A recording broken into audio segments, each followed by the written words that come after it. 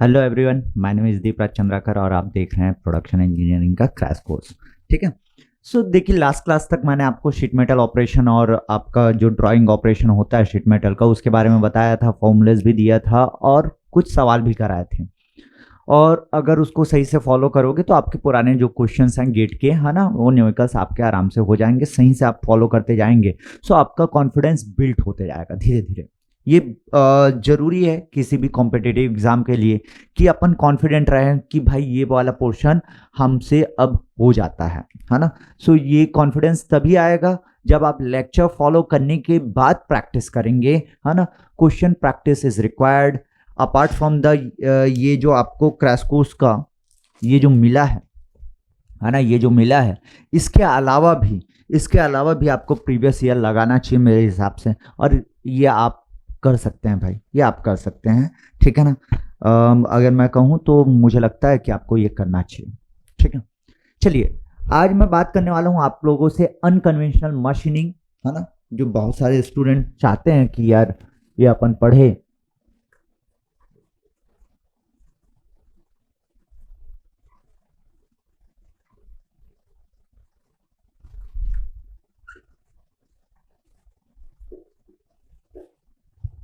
Unconventional machining और इसी को कहेंगे नॉन ट्रेडिशनल मशीनिंग। नाम से ही पता चल रहा है, अनकन्वेंशनल और non traditional. It means that ये ना तो ट्रेडिशन में था और ना ही ये कन्वेंशनल मशीनिंग है। इससे पहले हमने जब मशीनिंग पढ़ा था उस समय हम देखे थे कि कन्वेंशनल मशीनिंग था आपका, ठीक है ना, लाइक लेथ, आपका मिलिंग, आपका planer, shaper, drilling, all are conventional kind of machining. But non conventional की जरूरत क्यों पड़ी या नॉन ट्रेडिशनल की जरूरत क्यों पड़ी, है ना, या अनकन्वेंशनल और नॉन ट्रेडिशनल की जरूरत क्यों पड़ी? बिकॉज आप ना एकदम हार्ड मटेरियल का मशीनिंग अगर करने जाते हो तो आपको तकलीफ होने वाला है। अगर कर भी लेते हो, हाँ ना, तो बहुत स्पेशल सेटअप की रिक्वायरमेंट है and cost will be more. Accuracy वैसा नहीं मिलने वाला जैसा रिक्वायर्ड है। ठीक। साथ के साथ एकदम कॉम्प्लेक्स इंटरनल होल अगर आपको प्रोड्यूस करना है या एकदम सॉफ्ट मटेरियल का मशीनिंग करना है जैसे रबर वगैरह का मशीनिंग करना है तो आसान नहीं होता। कन्वेंशनल मशीनिंग से काफी डिफिकल्टी होने वाला है। इसीलिए नॉन कन्वेंशनल मशीनिंग पिक्चर में आया ताकि आप बहुत हार्ड या ब्रिटल मटेरियल का मशीनिंग बहुत आराम से कर सको। कॉम्प्लेक्स इंटरनल होल अगर प्रोड्यूस करना है, कॉम्प्लेक्स इंटरनल होल्स अगर आपको प्रोड्यूस करना है तो आप आराम से प्रोड्यूस कर सकते हो by using non traditional machining. अगर मैं बोलूं नॉन ट्रेडिशनल मशीनिंग में आपके डिफरेंट काइंड ऑफ मशीनिंग है नॉन ट्रेडिशनल मशीनिंग, जिसमें अलग अलग मैकेनिज्म होते हैं मटेरियल रिमूवल के। अगर मैं आपसे पूछूं कि मटेरियल रिमूवल का कन्वेंशनल मशीनिंग में क्या प्रोसेस होता है, मैकेनिज्म क्या होता है मटेरियल रिमूवल का, किसमें? कन्वेंशनल मशीनिंग में। So material removal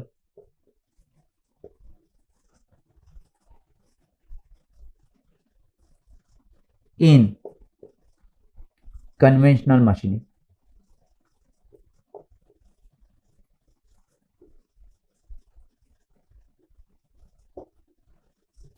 conventional machine में जो मटेरियल रिमूवल होता है ना, वो होता है आपका प्लास्टिक शेयर की वजह से। किसकी वजह से होता है? प्लास्टिक शेयर की वजह से। ठीक।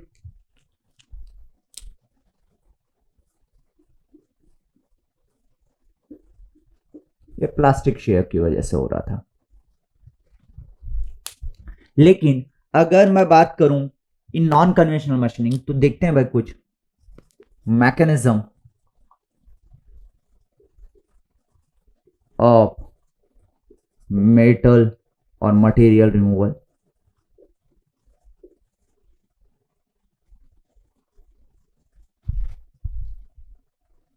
नॉन ट्रेडिशनल मशीनिंग एनटीएम मतलब नॉन ट्रेडिशनल मशीनिंग। कौन से टाइप के आपके मशीनिंग है उसके बारे में बात करूंगा। ठीक। जैसे कि अगर मैं बात करूं नंबर 1, इरोजन। इरोजन की वजह से मेटल रिमूव होगा। आपका एजेएम लिखते जाइएगा, पूरा नाम साथ के साथ मैं बोलते जा रहा हूं। एजेएम आप साइड में लिखते जाइएगा, या जो अभी पूरा कॉलम बनेगा तो उसके नीचे, मतलब एक पेज छोड़ के उसके नीचे लिखते जाइएगा। AJM का मतलब है abrasive jet machining, abrasive jet machining AJM में। इसमें मेटल रिमूवल कैसे होगा?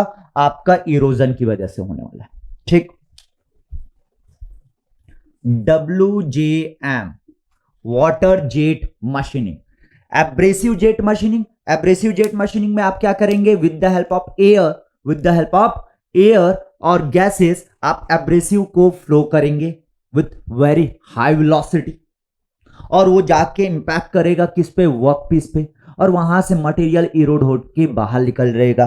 सो इरोजन की वजह से होने वाला है। सिमिलरली वाटर जेट मशीनिंग में भी वही होने वाला है, high velocity of water jet. जैसे मैं आपको बोलूं, आप ऑटोमोबाइल इंडस्ट्री वगैरह में गए होंगे, या जस्ट पेंटिंग वगैरह जो होता है ना, ऐसी गैरेज में दूर से देखे होंगे।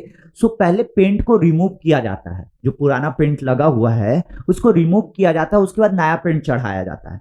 सो वो आपका जो नया पेंट चढ़ाते हो तो रिमूवल वाले जो प्रोसेस है, जो पुराना पेंट को रिमूव करते हो, वो किससे होता है? आपका वाटर जेट मशीनिंग से इन जनरल, कि वो वाला जो पेंट है ना, वो निकाल दिया जाता है, ठीक। सो वाटर जेट मशीनिंग में भी मेटल किस वजह से रिमूव होने वाला है? इरोजन की वजह से। इसके अलावा आपका abrasive water jet machining, abrasive water jet machining, ये क्या था? Abrasive jet machining, water jet machining, water jet machining, abrasive water jet machining. अब एब्रेसिव प्लस वाटर दोनों, मतलब अब दोनों की शक्ति एक साथ मिल जाएगी। सो इसमें ज्यादा अच्छा कटिंग, ज्यादा थिक मटेरियल की कटिंग पॉसिबल है एब्रेसिव वाटर जेट मशीनिंग में, ठीक। सो इसलिए दोनों का कॉम्बिनेशन भी यूज किया जाता है। अगर मैं प्रिंसिपल की बात करूं, है ना, तो ऑलमोस्ट सब प्रिंसिपल इसमें जो है आपका AJM, मतलब जेट मशीनिंग जितने भी हैं उसके कॉमन प्रिंसिपल है, ठीक है ना। एक ही तरीके से आपका ऑलमोस्ट काम करने वाला है। इसके अलावा अगर मैं बोलूं तो एक होता है USM, अल्ट्रासोनिक मशीनिंग। इसमें क्या करते हैं? इसमें आप एक ट्रांसड्यूसर यूज करोगे, ट्रांसड्यूसर, है ना। और वो ट्रांसड्यूसर का काम क्या रहता है? उसका काम रहेगा कि अगर आप पावर सप्लाई करेंगे सो वो मैकेनिकल एनर्जी में कन्वर्ट करेगा, वहां पे वाइब्रेशन क्रिएट करेगा। और जो वाइब्रेशन क्रिएट करता है वो कौन कर रहा है? ट्रांसड्यूसर। और ट्रांसड्यूसर का नाम होता है मैग्नेटो स्ट्रक्टिव ट्रांसड्यूसर, ट्रांसड्यूसर, सही बोल रहा हूं क्या? ट्रांसड्यूसर, ठीक। किस तरीके का ट्रांसड्यूसर होता है? मैग्नेटो स्ट्रक्टिव ट्रांसड्यूसर, जो कि पीजो इलेक्ट्रिक प्रिंसिपल पे काम करने वाला है, ठीक। आपका अल्ट्रासोनिक मशीनिंग में मैंने बोला वाइब्रेशन क्रिएट करते हैं। आपका जो टूल, अगर मैं बोलूं अल्ट्रासोनिक मशीनिंग में, इस तरीके से आपका टूल रहेगा, ये टूल रहेगा, और इसमें एक एम्पलीफायर, हॉर्न टाइप का एम्पलीफायर यूज होता है। ये एम्पलीफायर होता है, और ये ऊपर ट्रांसड्यूसर से जुड़ा रहेगा। यहाँ पे ये वर्क पीस रहेगा, और ये वर्क पीस के बीच से जहां से पे मशीनिंग करना है वहां से आपका एब्रेसिव का फ्लो किया जाता है। सो यहां से ये एब्रेसिव का, यहाँ पे एब्रेसिव आने वाला है, और ये ट्रांसड्यूसर की वजह से, है ना, ये क्या करेगा? ये वाइब्रेट करेगा। तो अगर ये वाइब्रेट करेगा तो ये एब्रेसिव को क्या करेगा? धक्का मारेगा, हाँ कि ना, फोर्स करेगा। सो एब्रेसिव को जैसे ही फोर्स करेगा तो वो किस पे जाके टकराएगा? वर्क पीस पे। और वर्क पीस पे टकराएगा तो वहां से मटेरियल क्या होना शुरू हो जाएगा? इरोड होना शुरू हो जाएगा, ठीक। सो मेटल रिमूवल इस तरीके से होने वाला है किसमें? अल्ट्रासोनिक मशीनिंग में। इसमें आप हॉर्न टाइप एम्पलीफायर यूज करते हो, ये एम्पलीफाई करेगा, ठीक। मतलब एनर्जी को कॉन्सेंट्रेट करने वाला है पर्टिकुलर लोकेशन पे, ठीक।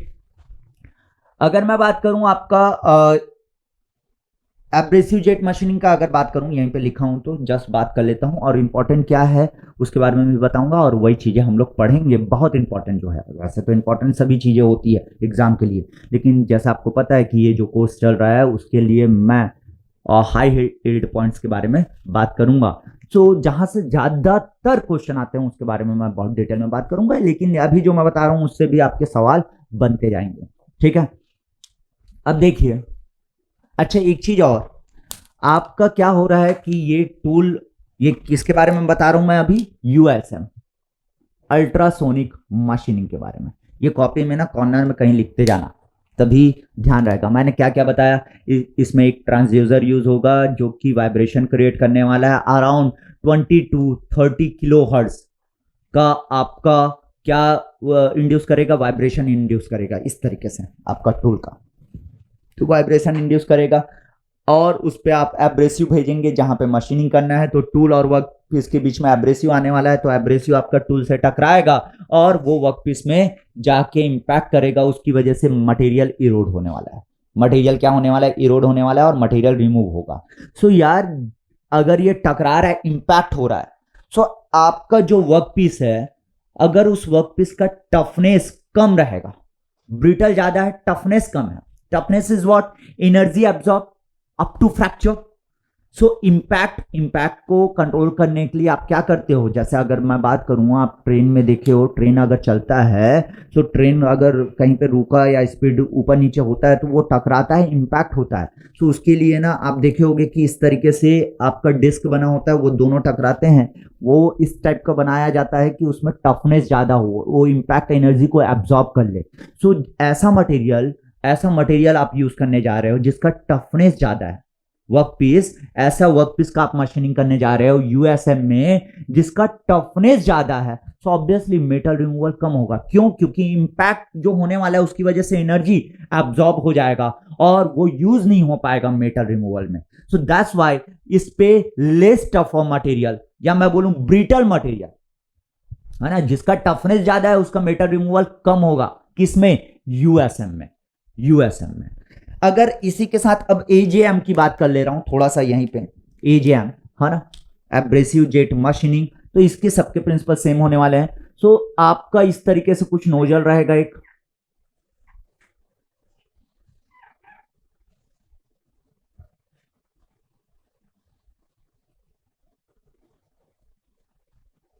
ये आपका वर्कपीस हो गया। यहां से एयर या कंप्रेस्ड एयर जो भी है ना, वो आएगा साथ के साथ, यहाँ पे एब्रेसिव इसके साथ मिक्स होगा और एब्रेसिव फिर यहां से वेरी हाई वेलोसिटी से आएगा। ठीक, वेरी हाई वेलोसिटी से आने वाला है। ये क्या है आपका? नोजल। ठीक, सो हाई वेलोसिटी से आएगा और यहां पे टकराएगा, उसकी वजह से इरोजन होना शुरू होगा और मटेरियल रिमूवल हो जाएगा। सो होगा क्या, जैसे ये एब्रेसिव जेट मशीनिंग की बात कर रहा हूं, ये एजेएम की बात कर रहा हूं मैं, एजेएम की बात कर रहा हूं। सो यार आप देख सकते हैं कि इस पे जो मेटल रिमूवल है और साथ के साथ साइज और शेप है, वो आप नोजल टिप को, this is nothing but nozzle tip, ये क्या है, ये वाला पोर्शन नोजल टिप है। तो आप क्या कर रहे हैं कि ये वर्कपीस रखा हुआ है, ये नोजल हो गया, मेरा उंगली समझिए, ये नोजल हो गया। सो इसको अगर मैं पास ला के मशीनिंग किया, दूर ला के मशीनिंग किया, सो ये जो मशीनिंग वाला पोर्शन है जहां पे आपका मशीनिंग होने वाला है, उसका शेप एंड साइज कंट्रोल कर सकते हो with the help of what, nozzle को मूव करके, with the help of nozzle को मूव करके। सो देखिए अगर मैं बोलूं ये नोजल हो गया, ये वर्कपीस हो गया, अगर वर्कपीस में पूरा टच कर दिया, सो एब्रेसिव आके तो टकराया ही नहीं, मतलब मेटल रिमूवल क्या होगा, होगा ही नहीं, मेटल रिमूवल होगा ही नहीं। लेकिन धीरे धीरे अगर मैं बढ़ाते जाऊंगा तो आपका क्या होते जाएगा, एब्रेसिव की वेलोसिटी धीरे धीरे, देखो नोजल टिप डिस्टेंस मैं बढ़ाते जा रहा हूं। सो मैं कह रहा हूं कि नोजल टिप डिस्टेंस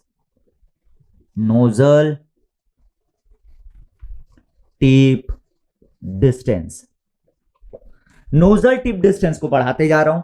सो मेटल रिमूवल रेट क्या होते जाएगा, बढ़ते जाएगा ऑब्वियसली यार, क्योंकि वेलोसिटी बढ़ते जाएगा, ज्यादा दूर से आ रहा है तो वेलोसिटी बढ़ते जाएगा। ठीक, लेकिन एक टाइम के बाद ना, अगर ये डिस्टेंस बढ़ा रहा हूं तो ज्यादा दूर से एब्रेसिव को ट्रैवल करना पड़ेगा, तो अपोजिट डायरेक्शन में ड्रैग आएगा, एयर ड्रैग, और वो क्या करेगा, एक टाइम के बाद वेलोसिटी को कम करना शुरू करेगा। मतलब एक टाइम के बाद ड्रैग डोमिनेट करेगा। शुरू में तो वेलोसिटी बढ़ रहा है, उसकी वजह से मेटल रिमूवल क्या होगा, बढ़ेगा, ये बढ़ा, मेटल रिमूवल बढ़ा। एक टाइम के बाद आपका, मैंने बोला कि ड्रैग डोमिनेट करेगा, तो ड्रैग और वेलोसिटी लगभग एक टाइम पे क्या होगा, दोनों का जो इफेक्ट है ऑलमोस्ट सेम चल रहा है, सो उस समय मेटल रिमूवल थोड़ी देर के लिए कांस्टेंट रहेगा, लेकिन वापस अगर और हाइट बढ़ा रहे हैं, नोजल टिप डिस्टेंस बढ़ा रहे हैं, सो मेटल रिमूवल रेट कम होना शुरू हो जाएगा। सो देखिए metal removal rate, nozzle tip distance पहले बढ़ा रहे हैं तो बढ़ेगा बढ़ेगा बढ़ेगा, उसके बाद थोड़ी देर के लिए दोनों चीजें, एक है वेलोसिटी बढ़ना, अगर नोजल टिप डिस्टेंस बढ़ा रहे हो तो एब्रेसिव की वेलोसिटी बढ़ती है, और दूसरा ड्रैग अपोजिट डायरेक्शन में काम करेगा जो वेलोसिटी कम करेगा। ठीक, सो वेलोसिटी बढ़ रहा है बढ़ रहा है बढ़ रहा है, कुछ टाइम तक वो वेलोसिटी और ड्रैग इस तरीके से काम करेगा कि मेटल रिमूवल रेट सेम है कांस्टेंट है, लेकिन कुछ टाइम के बाद फिर से नोजल टिप डिस्टेंस बढ़ा रहे हो, सो आपका मेटल रिमूवल रेट कम हो जाएगा। किसमें? एजेएम में, एब्रेसिव जेट मशीनिंग में। ये नोजल टिप डिस्टेंस को स्टैंड ऑफ डिस्टेंस भी कहा जाता है, स्टैंड ऑफ डिस्टेंस। ये स्टैंड ऑफ डिस्टेंस जो है एस टीडी है ना, stand off distance. So stand off distance and TD, nozzle tip distance. So आपका जो है वो बढ़ रहा है तो मेटल रिमूवल रेट क्या हो रहा है, पहले बढ़ रहा है फिर कांस्टेंट रहा फिर कम हो गया। सिमिलरली अगर मैं बात करूं आपका एक्यूरेसी, सो यार nozzle tip distance and TD, accuracy के बारे में बात कर रहा हूं, एक्यूरेसी के बारे में।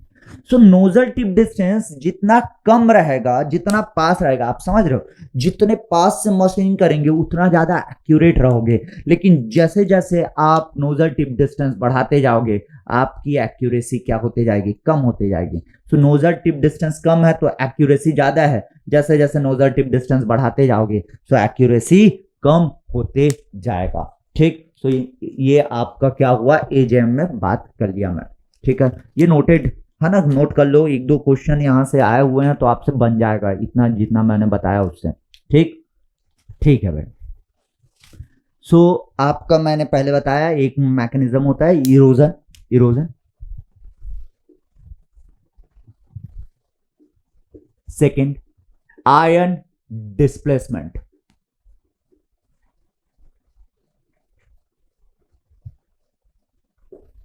इलेक्ट्रोलाइसिस हो रहा है, इलेक्ट्रोलाइसिस प्रोसेस होने वाला है, ये आपको देखने को मिलेगा इलेक्ट्रोकेमिकल मशीनिंग में, ECM, electrochemical machining, electrochemical machining, सबका नाम लिखना है भाई, है ना। कई स्टूडेंट होंगे जिनको पहली बार आप देख रहे होंगे ये सब मशीनिंग, है ना। सो एजेएम मतलब एब्रेसिव जेट मशीनिंग बोला, वाटर जेट मशीनिंग हुआ, एब्रेसिव वाटर जेट मशीनिंग होगा, ultrasonic machining, similarly electrochemical machining, और इसका मेटल रिमूवल का मैकेनिज्म होता है आयन डिस्प्लेसमेंट। ठीक, अगर आपको बोला आयन डिस्प्लेसमेंट प्लस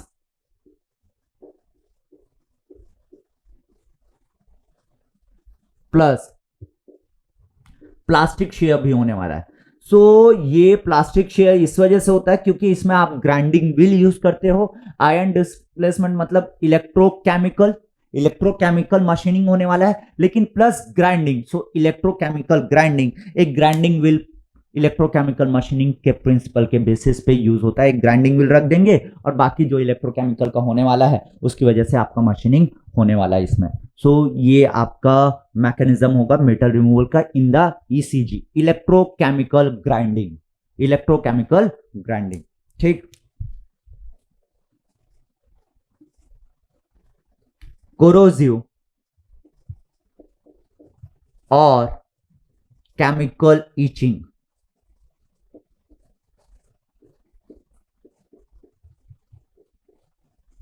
कोरोसिव और केमिकल ईचिंग। सो केमिकल मशीनिंग आप करने वाले हो। केमिकल मशीनिंग क्या करते हैं इंडस्ट्री में कि आपके जैसे किसी पर्टिकुलर मटेरियल में मटेरियल रिमूव करना है तो केमिकल मशीनिंग के लिए भी जाते हैं। Different kind of chemicals will be use, जैसे फॉर एग्जांपल मैं बोलूं इसका मशीनिंग करना है कहीं पे, है ना। सो यहां ऊपर एक कवर लगा देते हैं, ये पूरा अगर कवर लगा दिया जिस पोर्शन में मुझे मशीनिंग नहीं चाहिए, सो ये पूरा कवर लगा दिया। फॉर एग्जांपल मुझे ये पूरा कवर लगा दिया, मुझे इतने का बस मशीनिंग करना है, इतने का बस मशीनिंग करना है, so this will be the machining. कि इतना बस मशीनिंग होना चाहिए, लेकिन एक्चुअल में थोड़ा सा अंदर तक मशीनिंग होता है। सो ये कहलाता है अंडरकट, ये कहला जाता है, इतना आपका कहला जाएगा अंडरकट, अंडरकट, ठीक। और ये depth of cut. So undercut और डेप्थ ऑफ कट का जो रेशियो होता है उसी को ईचिंग फैक्टर भी कहा जाता है। खैर दैट्स ओके, हाँ ना, आप देखेंगे क्वेश्चन तो आपको समझ में आएगा। तो मुझे एज सच मैं बोलूं तो इसमें बात नहीं करना चाहिए। सबसे ज्यादा बात जो होता है, हाँ ना, इस पे वो होता है ईसीएम। सबसे ज्यादा बात, सबसे ज्यादा बात होगा ईसीएम पे, इलेक्ट्रोकेमिकल मशीनिंग में। उससे न्यूमेरिकल बहुत ज्यादा आते हैं। इसके अलावा अगर मैं बोलूं,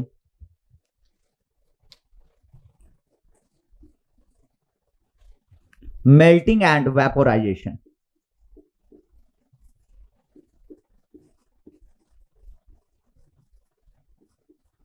सो मेल्टिंग एंड वेपोराइजेशन आपका होने वाला है किस टाइप के मशीनिंग में आपका होगा, EDM, that is your electro discharge machining या इलेक्ट्रिक डिस्चार्ज मशीनिंग, दोनों कहा जाता है, इलेक्ट्रो डिस्चार्ज मशीनिंग और इलेक्ट्रिक डिस्चार्ज मशीनिंग, ठीक। This is important. सो देखिए, दो जगह मैंने इंपॉर्टेंट बोला है आपको मोस्टली, जहां से आपको न्यूमेरिकल पूछे जाते हैं। एक तो ये हो गया और एक हो गया ईडीएम, बहुत इंपॉर्टेंट है। और इसमें मेटल रिमूवल का आपका मैकेनिज्म क्या है, मेल्टिंग एंड इवोपरेशन, ठीक। इसके अलावा अगर मैं बोलूं तो ईबीएम, इलेक्ट्रॉन बीम मशीनिंग।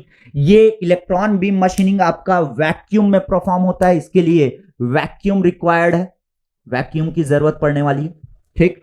सो ईबीएम आपका वैक्यूम में परफॉर्म होगा। एलबीएम, लेजर बीम मशीनिंग, सो इसमें वैक्यूम की जरूरत नहीं है भाई, लेजर बीम मशीनिंग में, ठीक। IBM, ion beam machining.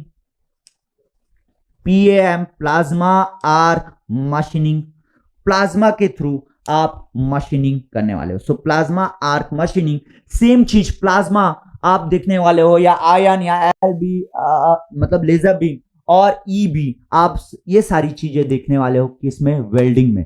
सो वहां पे वेल्डिंग करते हैं, वहां पे जोड़ते हैं, यहाँ पे मटेरियल निकाल रहे हैं। सो यहाँ पे जो प्रोसेस रहेगा वो क्या है, मशीनिंग है, मटेरियल रिमूवल। सो आप तब तक एनर्जी देते रहोगे जब तक वहां से मटेरियल रिमूव ना हो जाए। वेल्डिंग में क्या करते थे कि आपका क्या करेंगे कि एक पर्टिकुलर टाइम तक एनर्जी दूंगा, उसके बाद उसमें मटेरियल एडिशन करने वाला हूं। लेकिन इसमें उस टाइम तक एनर्जी देते रहना है जब तक वहां से मटेरियल रिमूव ना हो जाए, इवोपरेट ना हो जाए, वेपोराइज ना हो जाए, हाँ ना, तब तक मैं एनर्जी देते रहूंगा। So this is your EDM, electric discharge machining, EBM, electron beam machining, laser beam machining, ion beam machining, plasma arc machining, plasma arc machining, ठीक। नोट कर लीजिए भाई। शुरू करते हैं। सबसे पहले मैं आपको बताऊंगा ईसीएम, इलेक्ट्रोकेमिकल मशीनिंग।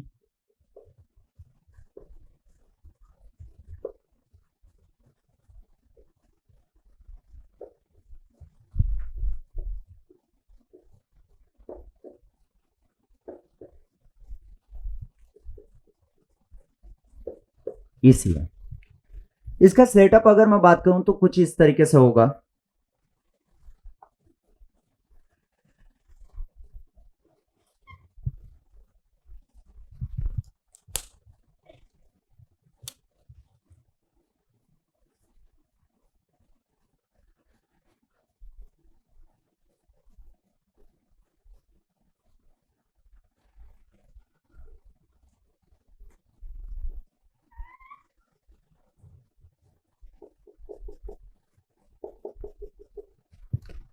देखिए, ये आपका टूल है, ये आपका टूल है।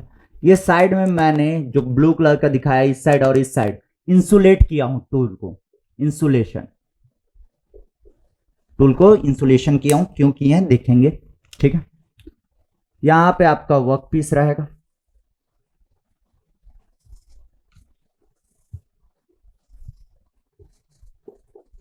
वर्क पीस किसी फिक्सचर पे लगा होगा ये, और ये एक कंटेनर है, ये एक कंटेनर है। इस कंटेनर पे इलेक्ट्रोलाइसिस भरा होता है। इलेक्ट्रोलाइसिस आता कैसे है एक्चुअली ना, इन जनरल जो होता है यहाँ पे टूल के सेंटर से एक इस तरीके से सिस्टम दिया जाता है ताकि इलेक्ट्रोलाइट यहाँ पे आना शुरू हो। और ये इलेक्ट्रोलाइट के लिए यहाँ पे ये पंप है, ये पंप का सिस्टम रहेगा और यही इलेक्ट्रोलाइट यहाँ से रिसर्कुलेट होते जाएगा। यहाँ पे जैसे ही इलेक्ट्रोलाइट आना शुरू हुआ तो इलेक्ट्रोलाइट धीरे धीरे यहाँ पे क्या होते जाएगा, फिल होते जाएगा। ये भर दिया जाता है पूरा इलेक्ट्रोलाइट से।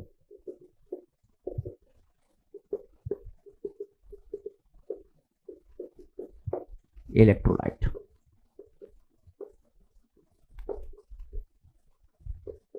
इलेक्ट्रोलाइट नॉर्मली आपका ब्राइन सॉल्यूशन इस तरीके से यूज किया जाता है। NaCl, HCl इस टाइप का भी यूज कर सकते हो। तो NaCl इन जनरल यूज किया जाता है। इलेक्ट्रोलाइट जो है वो इस तरीके से आपको सिलेक्ट करना चाहिए, है ना, कि यहाँ पे जो टूल है उसको मैं बनाऊंगा कैथोड। ये आपका अगर पावर सप्लाई दूंगा तो इस तरीके से ये पावर सप्लाई दूंगा, यहां से ये पावर सप्लाई हुआ और ये वर्कपीस हुआ, ठीक है। सो इसको मैं निगेटिव चार्ज दूंगा, इसको मैं पॉजिटिव चार्ज दूंगा। मतलब आपका वर्कपीस को क्या कह रहा हूं मैं, फिलहाल एनोड कह रहा हूं, इसको एनोड कह रहा हूं और इसको मैं कैथोड कह दे रहा हूं, कैथोड, ठीक। सो आपका जो इलेक्ट्रोलाइट है ना वो उसका काम क्या रहेगा, उसका काम रहेगा कि जैसे ही पावर सप्लाई होगा सो वो यहां पे कंडक्ट, मतलब वो आयोनाइज्ड हो जाएगा, आयोनाइज्ड हो जाएगा। साथ के साथ मेनली, है ना, मतलब वो कंडक्ट करेगा। आयोनाइज्ड होना ठीक है, कह सकते हो, है ना, लेकिन मेनली कंडक्ट करेगा। सो ये जो प्रोसेस है आपका इलेक्ट्रोकेमिकल मशीनिंग, वो high current low voltage, high current low voltage process है। It is high current low voltage process, high current low voltage process. So होगा क्या कि ये जो इलेक्ट्रोलाइट है ना वो गैप में आने वाला है और इलेक्ट्रोलाइट की कुछ ना कुछ रेजिस्टिविटी होगी, रेजिस्टिविटी, और वो रेजिस्टिविटी की वजह से और गैप की वजह से वहां पे रेजिस्टेंस क्रिएट होगा और रेजिस्टेंस क्रिएट होने के कारण, है ना, या वहां पे क्या होगा कि थोड़ा सा वो पर्टिकुलर पोर्शन हीट होने वाला है, उसकी वजह से ये आयनाइज्ड हो जाएगा वो वाला पोर्शन जहां पे आपका टूल है और मटेरियल धीरे धीरे रिमूव होगा। सो जो इलेक्ट्रोलाइट आप यूज कर रहे हो, इलेक्ट्रोलाइट जो यूज कर रहे हो, वो इलेक्ट्रोलाइट की एक प्रॉपर्टी होनी चाहिए कि वो ना आपका डिसोल्यूशन करे। मतलब उसको मुझे कहना चाहिए डिसोल्यूशन मतलब क्या हुआ कि सिर्फ और सिर्फ एक पर्टिकुलर पोर्शन को एनोड का डिसोल्यूशन होना चाहिए, इसका डिसोल्यूशन होना चाहिए इलेक्ट्रोलाइट में एनोड का, ठीक। आपको इलेक्ट्रोलाइट ऐसा यूज करना है जिसमें आपका एनोड का डिसोल्यूशन हो, एनोड का डिसोल्यूशन हो। डिसोल्यूशन मतलब घुल जाना या उसका मेटल रिमूवल होना, मेटल रिमूवल होना। सो सिर्फ और सिर्फ एनोड का होना चाहिए, कैथोड का नहीं होना चाहिए। अगर कैथोड का होगा तो टूल खत्म हो जाएगा भाई। सो अगर आप इस तरीके का इलेक्ट्रोलाइट सिलेक्ट करते हैं जिसमें सिर्फ और सिर्फ एनोड का डिसोल्यूशन हो, एनोड का डिसोल्यूशन, ठीक, सो ऑब्वियसली कैथोड में कोई इफेक्ट नहीं होने वाला, तो टूल बच जाता है। तो टूल वियर इसमें नहीं देखने को मिलता, किसमें, इलेक्ट्रोकेमिकल मशीनिंग में, ठीक, ठीक है भाई। सो आगे अगर मैं बात करूं तो इसमें किस तरीके का प्रोसेस हो रहा है, इलेक्ट्रोलाइसिस प्रोसेस हो रहा है। किस तरीके का प्रोसेस हो रहा है, इलेक्ट्रोलाइसिस प्रोसेस हो रहा है। एक्चुअली यहां पे जब पावर सप्लाई करोगे तो एक थ्योरेटिकल वोल्टेज होता है, लेकिन यहां पे जो पहुंचता है उसके बारे में बात करोगे आप, सप्लाई वोल्टेज के बारे में बात करोगे। यहां से जब सप्लाई करोगे, है ना, सो किसी भी मटेरियल का एक थ्योरेटिकल वोल्टेज होने वाला है, लेकिन जब आप सप्लाई करोगे सो उसमें क्या होता है, ओवर पोटेंशियल। मैं बात करूंगा अभी थोड़ी देर में तो आपको समझ में आएगा कि ओवर पोटेंशियल क्या हो जाएगा, आपका सप्लाई वोल्टेज क्या हो जाएगा, है ना, उसके बारे में मैं बात करूंगा। देखिए आगे बढ़ता हूं। ये आपका इलेक्ट्रोलाइसिस पे काम करने वाला है। ECM वर्क्स ऑन इलेक्ट्रोलाइसिस, मतलब ये फॉलो करेगा law of electrolysis, that is your Faraday's law को फॉलो करना चाहिए, फैराडेस लॉ। सो फैराडेस लॉ क्या कहता है, ये कहता है कि the amount of material removed, the mass of material removed will be directly proportional to the charge. Let us assume m is the mass of material removed. So mass of material removed लिख देता हूं,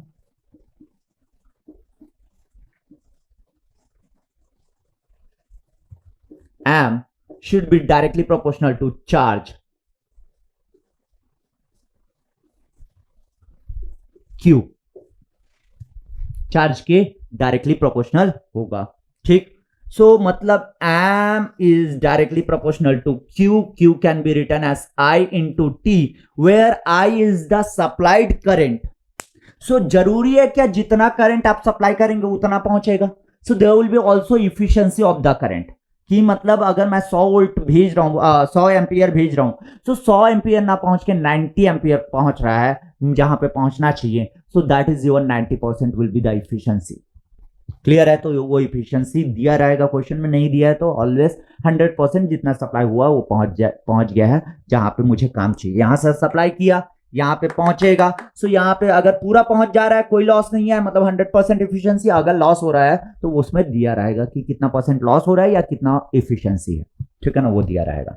आई is the supplied current and T is the time for the supply, time for the supply of current. I is supplied current in ampere.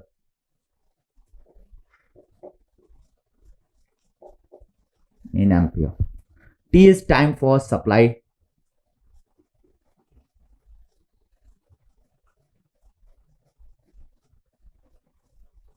Time for supply second में रह गए. ठीक है. अगर मैं प्रोपोर्शनलिटी साइन को हटाता हूं यहां पे तो एक कांस्टेंट आता है m equal to z I t and z is known as electrochemical equivalence. Electrochemical equivalence.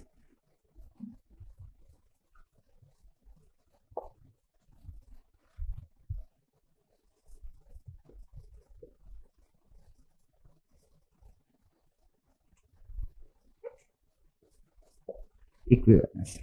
ठीक. और जेड इक्वल टू मैं लिख सकता हूं E by F, where E is known as chemical equivalence and F is Faraday's constant. ये आपका chemical equivalence है.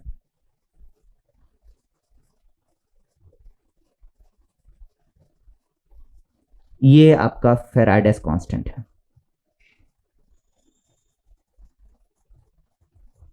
In general question में दिया रहता है, फेराडेस कांस्टेंट नहीं दिया है, सो आप Faraday's constant F equal to assume कर लेंगे 96,500 कूलम्स.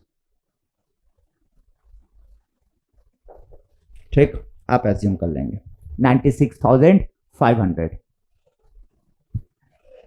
96,500 आप एज्यूम कर लेंगे. जो आपका केमिकल इक्विवेलेंस है that will B atomic weight. It is the ratio of atomic weight to the valency.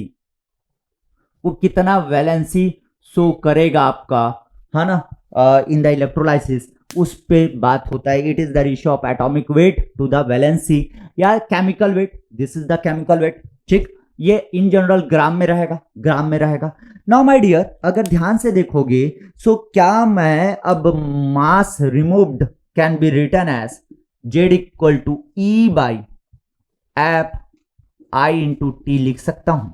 Where आप देख सकते हैं mass removed is directly proportional to E कह सकता हूं क्या फिलहाल. ई अगर मैं आई और टी और एफ को कांस्टेंट रखा so directly proportional to E, और E is directly proportional to atomic weight. मतलब जिस मटेरियल का एटॉमिक वेट ज्यादा होगा या केमिकल वेट ज्यादा होगा उसका आपका मास रिमूव्ड या मेटल रिमूव्ड, मटेरियल रिमूव्ड जो होगा वो ज्यादा होगा, वो ज्यादा होगा. बट ऑब्वियस है क्योंकि mass removed is directly proportional to E directly proportional to आपका एटॉमिक वेट और केमिकल वेट.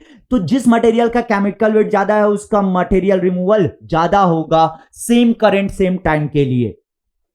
क्लियर है? ठीक. सो कोई पूछे आपको ईसीएम में किसका मटेरियल रिमूवल ज्यादा होगा, उस मटेरियल का मटेरियल रिमूवल ज्यादा होगा जिस मटेरियल का केमिकल वेट ज्यादा हो. ठीक. साथ के साथ एक चीज और याद रखना है, इसमें जो मटेरियल आप यूज करने वाले हो ऐसा वर्कपीस चाहिए जो कंडक्टिंग हो. देख रहे हो एनोड इसको बनाया हूं. सो कंडक्टिंग वर्कपीस का ही मटेरियल रिमूवल होने वाला है ईसीएम में. तो इन बातों का ध्यान रखना. आगे बढ़ता हूं भाई, आगे बढ़ता हूं। जितना मैं बोल रहा हूं वो बहुत इंपॉर्टेंट है, एक एक लाइन इंपॉर्टेंट है, आपकी कॉपी में लिखना चाहिए आपको, एक एक लाइन इंपॉर्टेंट है भाई, ठीक है ना। फिजूल का लेक्चर नहीं है ये, आपको अभी तक समझ में आ गया होगा कि लेक्चर में कितनी सारी बातें और कितनी सारी बातें इंपॉर्टेंट बातें मैं करता हूं, ठीक है। तो ये लिखते जाया करो। आगे बढ़ रहा हूं, यहां पे अगर मैं mass M divided by T कर दिया, एम डिवाइडेड बाई टी मतलब mass per unit time equal to E I by F. So this is metal removal rate in gram per second. अगर आपको सवाल में पूछा गया, ये किस में होगा, ग्राम पर सेकेंड में। सो आपको अगर सवाल में पूछा गया metal removal rate in gram per second, so that will be E I by F, E I by F, ठीक। आपको मिला है M by T,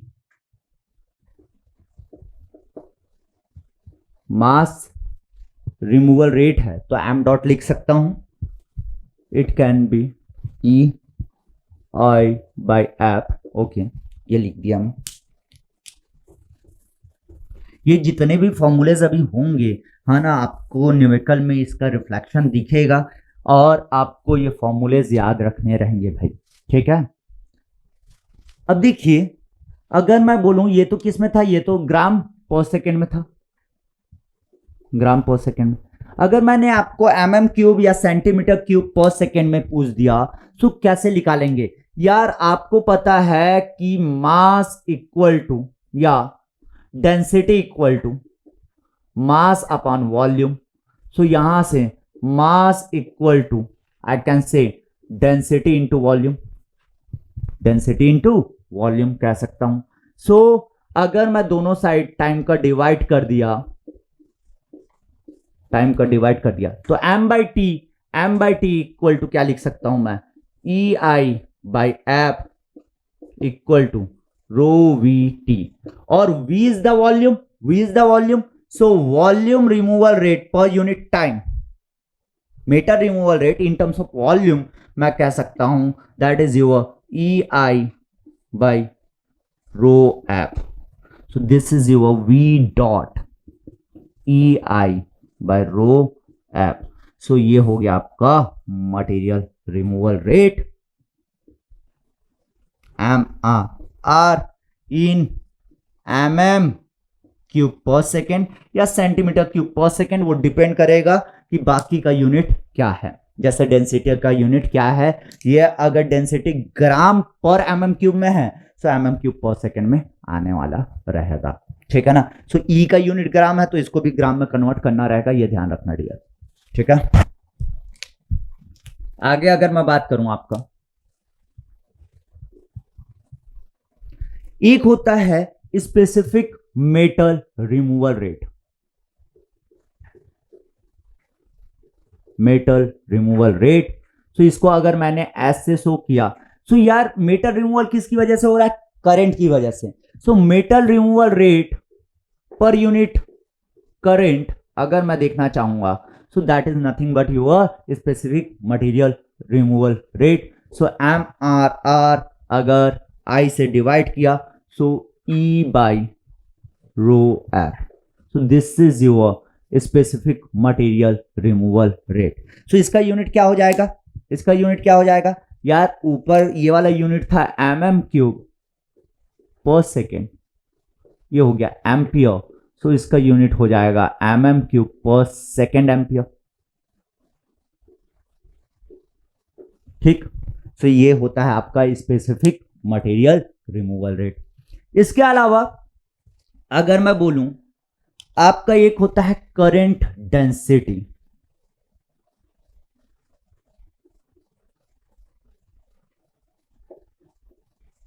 current density. Current density क्या होता है कि कितना करंट आप फ्लो कर रहे हैं कितने एरिया में, मतलब current per unit area is, this is the area.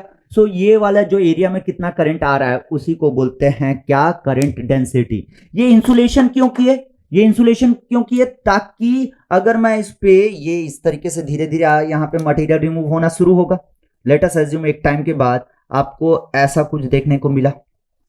सो क्या होगा जब टूल अंदर आएगा इस वाले पोर्शन में, तो ये वाला पोर्शन और ये वाला पोर्शन का मेटल रिमूवल नहीं होना चाहिए। आप चाहते हो कि ऐसा ही करो, मतलब फॉर एग्जांपल मैं कहूं कि आप ना एक होल इस तरीके से प्रोड्यूस करना चाह रहे हो, एक होल ऐसा कुछ प्रोड्यूस करना चाह रहे हो,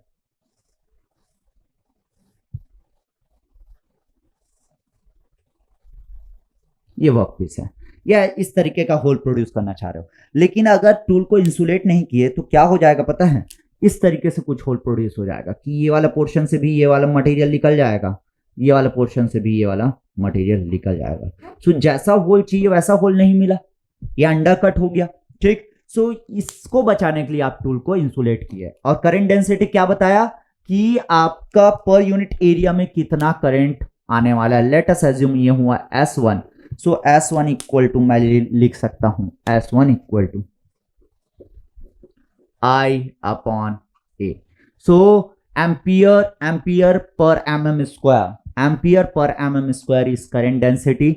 जैसे अगर मैं बोलूं आपको resistance equal to resistivity into L divided by area, area जितने एरिया पे फोकस कर रहे हो, L is the tool gap, L is the tool gap. Actually आपका क्या होगा, इवन दो आप वर्क पीस और टूल को टच भी कर देंगे तब भी वहां पे एक नॉमिनल गैप होगा। क्यों? क्योंकि टूल का जो सरफेस रहेगा उसमें कुछ ना कुछ तो रफनेस होगा ना। यहां पे अगर यहां पे बताता हूं मैं, यहां पे ये देखिए, ये टूल है, ये टूल है, लेट अस अज्यूम ये वर्क पीस है, ये वर्क पीस है, ये टूल है। अब दोनों को मैं इवन दो टच कर दिया, ये देखो ये पूरा टच कर दिया, और ऑलमोस्ट ऐसा ही देखने को मिलता है। सो ये टूल का ये वाला जो सरफेस है और वर्कपीस का जो नीचे वाला सरफेस है, तो टूल का ये वाला सरफेस को अगर मैं देखूं तो ऐसा कुछ दिखने वाला है, रफनेस रहेगा। सिमिलरली वर्कपीस में भी ऐसा रफनेस रहने वाला है। सो इसका अगर मैं बोलूं एक गैप और इसका एक गैप जो है ये वाला पोर्शन का, है ना, सो ये ओवरऑल कहीं पे आपको मैक्सिमम गैप देखने को मिलेगा, और वही गैप मैं कंसिडर करूंगा L। तो ऐसा सवाल भी पूछा गया है तो ये समझ में आना चाहिए, ये टूल हुआ, ये वर्कपीस हुआ, ये टूल हुआ, ये वर्कपीस हुआ, दोनों के बीच का एक नॉमिनल गैप, है ना। सो वो गैप अपन सवाल करेंगे तो और समझ में आएगा, लेकिन अभी से क्लिक करना चाहिए कि किस तरीके से आ रहा है। So R is the resistivity here, R is the resistivity, ठीक, सॉरी R बोलता हूं, R is the resistance, R is the resistance, rho S is the resistivity of electrolyte, विटी of electrolyte,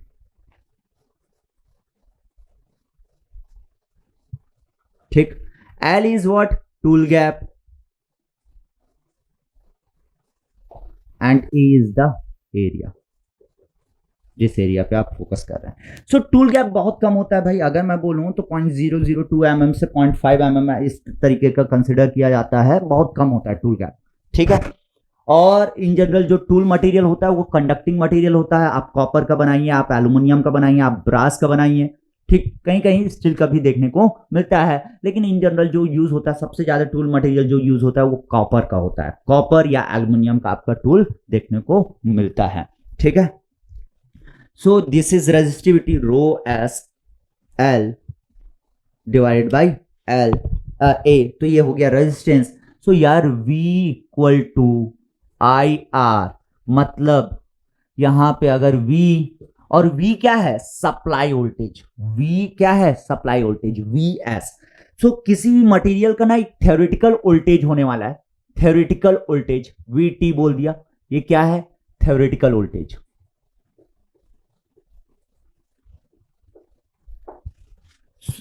theoretical voltage should be equal to over potential plus supply voltage, over potential plus supply voltage. अगर आपको सवाल में दे रखा है theoretical voltage, सो उसको over potential से minus करोगे तो आपको सप्लाई वोल्टेज मिलेगा, सप्लाई वोल्टेज मिलेगा। अगर नहीं दिया है तो वो डायरेक्ट सप्लाई वोल्टेज के बारे में बात किया है, ये ध्यान रखना, ठीक। So Vs is the supply voltage,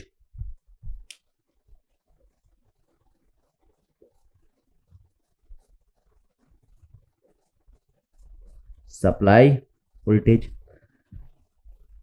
Vs I, R की जगह क्या लिख सकता हूं, rho S L divided by A. So I by A निकालना था, I by A is nothing but your current density. So I by A equal to क्या लिख सकता हूं, मैं यहां पे लिख रहा हूं I by A equal to supply voltage divided by resistivity into L. So this is your what, current density. Current density और आपका स्पेसिफिक मटेरियल रिमूवल रेट दोनों को अगर मल्टीप्लाई कर दोगे सो आपका फीड, टूल फीड रेट मिल जाएगा। ठीक, फीड रेट की मतलब ऑब्वियसली जैसे जैसे मशीनिंग होते जाएगा टूल को आगे फीड करना पड़ेगा। सो टूल फीड रेट अगर निकालना रहेगा सो एस इंटू S1। सो ये mm पर सेकेंड, यूनिट बस देख लेना भाई, mm पर सेकेंड, सेंटीमीटर पर सेकेंड, वो जिस पे भी आपका यूनिट दिया रहेगा, अभी मैंने सबको mm में कंसिडर किया तो mm पर सेकेंड में आपको मिल जाएगा s into S1। So S1 equal to ये है, दैट इज यूर, और S इक्वल टू क्या है, E by rho F into S1 equal to VS divided by rho SL। So this is your feed rate. जिस sequence में मैं लिखा हूं उसी सीक्वेंस में आपके कॉपी में होना चाहिए, ठीक है ना। ये बोर्ड है, एक के बाद एक लिख रहा हूं वो अलग चीज है, लेकिन आपको समझ में आ रहा होगा, पूरा वीडियो देख रहे हैं तो किस तरीके से कब कौन सी चीज मैंने बताई है वो आपको लिखना रहेगा। ठीक, आगे बढ़ता हूं मैं। देखिए आपको मैंने chemical equivalent E equal to क्या बताया है, एटॉमिक वेट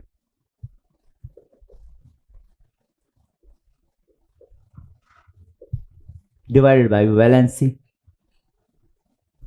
ये तो क्या हुआ कि अगर आपका एक प्योर मटेरियल मतलब सिंगल मटेरियल है, अगर अलॉय रहा है ना, अलॉय रहा तब क्या होगा, किस तरीके से ये केमिकल इक्विवेलेंट निकालेंगे। तो देखिए एक अलॉय है जिसपे अगर मैं बोलूं ये दो मटेरियल से मिलकर बना है, A and B। Let us assume X% A का है, सो B का कितना हो जाएगा, ऑब्वियसली 100 माइनस X%, इतना परसेंट B का होगा। अगर मैंने आपको एटॉमिक वेट इसका दे दिया, A का एटॉमिक वेट AA और B का एटॉमिक वेट AB दे दिया, वैलेंसी VA और VB दे दिया, ठीक। सो इस पे आपको अगर केमिकल इक्विवेलेंस निकालना है तो ये क्या दिया हूं मैं, ये एटॉमिक वेट है ना, एटॉमिक वेट, और ये है वैलेंसी।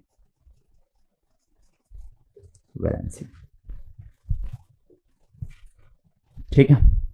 सो इस समय अगर मुझे केमिकल इक्विवेलेंट निकालना है E, तो वो इस तरीके से लिख लेगा 1/E equal to valency VA divided by AA into percentage, so X divided by 100, जितना अमाउंट उसका होगा, plus VB AB into 100 minus X divided by 100, कितना अमाउंट इसका रहेगा। सो ये 1/E निकला है, यहां से जो भी वैल्यू आएगी उसका रेसिप्रोकल ले लेंगे तो आपका chemical equivalent that is your E निकल आएगा, ठीक।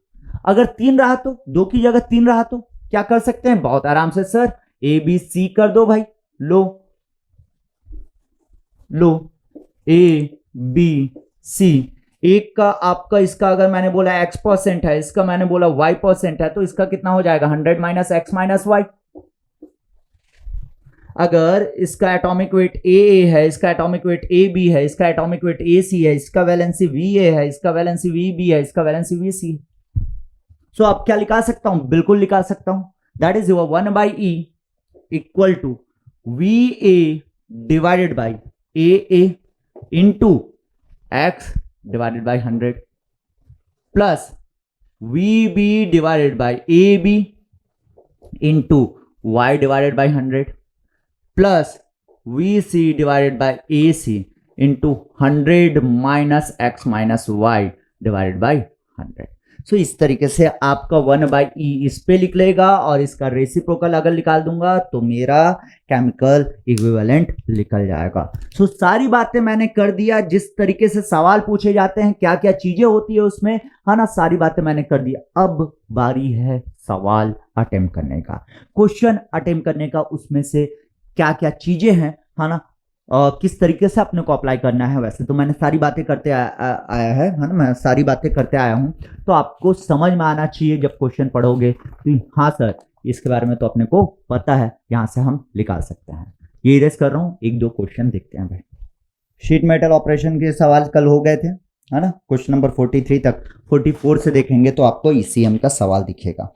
क्वेश्चन नंबर 44 से अगर आप देखना शुरू करेंगे सो आपको 44 से क्वेश्चन नंबर 53 तक ईसीएम और ईडीएम मतलब नॉन कन्वेंशनल मशीनिंग के बहुत सारे क्वेश्चन हैं। मैं आज आपको 44 और 45 बता रहा हूं, बाकी जो ईसीएम के, ईडीएम के नहीं, ईसीएम के क्वेश्चन है टिल 53, वो सवाल आपको अटेम्प्ट करने रहेंगे। इससे प्लस प्रीवियस ईयर के अगर आपको क्वेश्चन मिलते हैं वो भी आपको अटेम्प्ट करना रहेगा। सो अभी मैं बात करने वाला हूं question number 44 from the workbook, crash course workbook.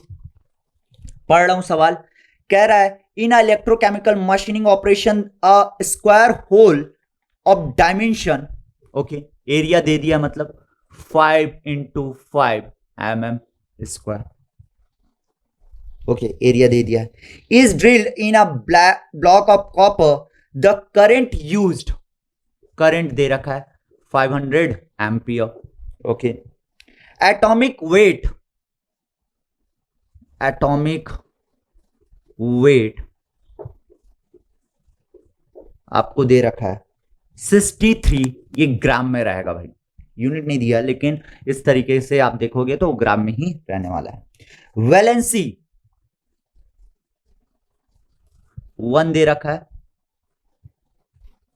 dissolution valency, valence of dissolution is 1, Faraday's constant that is your F equal to 96,500 coulomb, the material removal rate in gram per second, MRR पूछ रहा है ग्राम per second में। यार MRR मतलब m dot in gram per second क्या था, EI by F, और E क्या था, E क्या था, E इक्वल टू आपका था atomic weight into valency, that is your 63 divided by 1, मतलब ये तो 63 ही रहा। सो आपका metal removal rate, material removal rate जो है वो हो जाएगा 63 into I 500 divided by F 96500। Calculate कर दो भाई, कैलकुलेट कर देते हैं।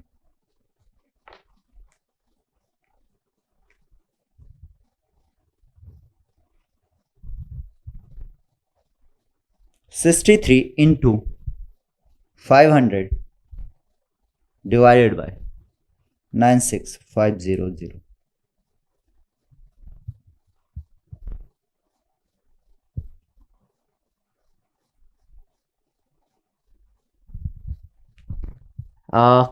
करंट दे रखा है, सॉरी करंट दे रखा है 5000 एम्पियर, करंट दे रखा है आपका 5000 एम्पियर, ये 5000 एम्पियर 5000 था, ठीक है ना, सुधार लेना भाई, 5000 एम्पियर दे रखा है ना, मैं गलती से 500 लिखा था, 5000, 3.26 ग्राम per second, 3.26 gram per second, gram per second will be the answer. So एक चीज आप देख रहे हैं, डायरेक्ट फॉर्मूला बेस्ड क्वेश्चन था, इसमें ये डेटा का कोई यूज नहीं था, इसका कोई यूज नहीं था, सब प्लस डेटा था वो, ठीक, बाकी डेटा का इस्तेमाल था, डायरेक्ट फॉर्मूला बेस्ड क्वेश्चन था, आपका आराम से ये सवाल बन जाएगा, ठीक। आगे बात करता हूं, आगे बात करता हूं, क्वेश्चन नंबर 45, क्वेश्चन नंबर 45 क्या दे रखा है, चलिए देखते हैं। और जहां पे आपको फ्रेडास कांस्टेंट की जरूरत पड़ी और नहीं दिया रहेगा तो क्या एज्यूम कर लेंगे 96,500, ये ध्यान रखना, ठीक है ना। चलिए 45 में अगर मैं बोलूं तो during the electrochemical machining of iron atomic weight दे रखा है 56 एंड वैलेंसी दे रखा है 2। करंट बोल रहा है I1 पहला प्रोसेस का है, सो IA बोल दिया पहले प्रोसेस के लिए। करंट दे रखा है 1000 एम्पियर, इफिशिएंसी दे रखा है 90%। इट मींस दैट जो सप्लाई करंट होगा वो कितना हो रहा होगा, दैट इज योर 900 एम्पियर। यार 0.9 से मल्टीप्लाई करूंगा 1000 में, सो 900 एम्पियर इतना ही सप्लाई हो रहा होगा, क्योंकि इसकी इफिशिएंसी कितनी है, दैट इज योर 90%, पूरा नहीं पहुंच रहा होगा, 100% पूरा नहीं पहुंच रहा होगा, 90% मतलब 900 एम्पियर पहुंच रहा होगा, ठीक। उसके बाद कह रहा है कि मटेरियल रिमूवल ऑब्जर्व ग्राम पर सेकेंड में दे रखा है। इसका आपका ए प्रोसेस का, ये प्रोसेस ए हो गया, उसका material removal gram per second में 0.26 ग्राम पर सेकेंड दे रखा है, 0.26 ग्राम पर सेकेंड दे रखा है। ये टाइटेनियम मतलब प्रोसेस बी की बात कर रहा हूं, जिसमें टाइटेनियम का एटॉमिक वेट दे रखा है, atomic wait 48, valency 3, ACM process current 2000 ampere. इसमें भी कह रहा है और विथ 90% ऑफ करंट इफिशिएंसी, तो करंट इफिशिएंसी 90% है इसमें भी, मतलब जो एक्चुअल सप्लाई करंट होगा वो कितना होगा, that is your into 9, so supply current for the process B will be into 0.9 मतलब 1800 एम्पियर, 1800 एम्पियर होने वाला है। तो ग्राम पर सेकेंड में मटेरियल रिमूवल रेट निकालना है बी प्रोसेस का, ठीक। सो यार सिंपल सी बात है, ये रेस कर रहा हूं, ये वाला फॉर्मूला पता होना चाहिए, EI बाई एफ। सो अगर मैं बात करूं metal removal rate in the process A and material removal rate in the process B, दोनों का रेशियो ले लिया, equal to EI by F for the A into F by EI for the B। चाहे A करो या B करो, Faraday's constant तो वही रहने वाला है, ये चेंज नहीं होने वाला, ये तो कैंसिल हो गया। आपका E अगर मैं A प्रोसेस में बोलूं तो E इक्वल टू आपका हो जाएगा 56/2, 56 E in the process A। चलो यहीं पे निकाल देता हूं, अगर A निकालना रहेगा बेटा तो क्या करोगे, 56 डिवाइडेड बाई 2 मतलब कितना हो गया 28। सिमिलरली अगर आपको EB चाहिए तो 48 डिवाइडेड बाई 3 मतलब 16, ठीक। सो इसको डायरेक्ट E को क्या लिख सकता हूं 28, I कितना है supply, that is your 900 ampere for the A। B के लिए आपका कितना हो जाएगा 16 is the E, 1800 is the current. Mass removal gram per second में 0.26 और मुझे निकालना mass removal in the process B. So यार बी जो भी आ रहा है उसको 0.26 से मल्टीप्लाई कर दूंगा, so I will get my answer 28 into 900, 16 into 1800, 0.875 into 26, sorry 0.26 divided by ये जो आ रहा है वो कितना आ रहा है 0.875। सो इसको 0.26 से डिवाइड कर दूंगा 0.875, ठीक है भाई। 0.26 डिवाइडेड बाई 0.875, सो ये आ रहा है 0.297 ग्राम पर सेकेंड, मतलब approximate 0.3 gram per second will be the answer. 0.3 gram per second, option C is correct for particular this question. For particular this question option C is correct. So 45 question का ये होगा answer.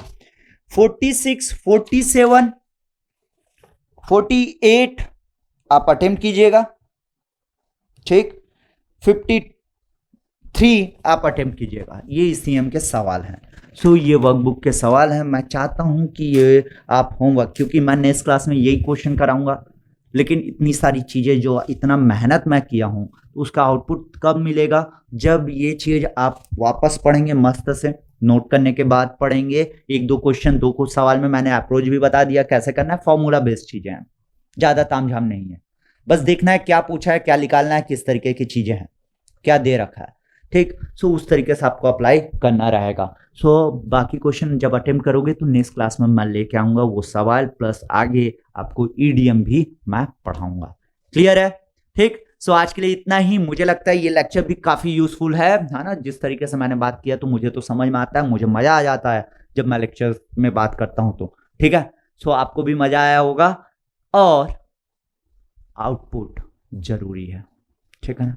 और जिस तरीके से आप मेहनत कर रहे हो उसको छोड़िए मत, चलते रहने दीजिए। देख, आप एक चीज सोचे हो भाई, मैं भी ना डेली के डेली लेक्चर शूट कर रहा हूं। आप पढ़ाई कर रहे हो, मैं भी डेली के डेली लेक्चर शूट कर रहा हूं। ऑब्वियसली मेरे लिए आसान नहीं है ये, इसके अलावा भी और भी काम है जो करना है, ठीक है ना। सो बहुत मुश्किल होता है, बहुत मुश्किल होता है। सो अगर मैं एफर्ट मार रहा हूं तो आपको भी एफर्ट कंटिन्यू रखना चाहिए। और बहुत लोग कर रहे हैं जो अब बीच में छोड़ दिए थे। डिमोटिवेट होने की जरूरत नहीं है, कुछ नहीं है यार, पढ़ना है, मजे से पढ़ो। सबसे अच्छी चीज है पढ़ाई। शांति से बैठेंगे, साला पढ़ेंगे, कैसे नहीं निकलेगा एग्जाम, देखेंगे। मजे से पढ़ना है अपने को, ठीक है ना। टेंशन नहीं लेना, प्रेशर नहीं लेना है, बिल्कुल भी प्रेशर नहीं लेना है। क्योंकि लाइफ पहले भी थी जब पढ़ाई नहीं थी, लाइफ अभी भी है जब पढ़ाई है। तो मजे से पढ़ो यार, टेंशन क्यों लेते हो, ठीक है। सो आज के लिए इतना ही, मिलते हैं नेक्स्ट क्लास में। Thank you so much, love you all.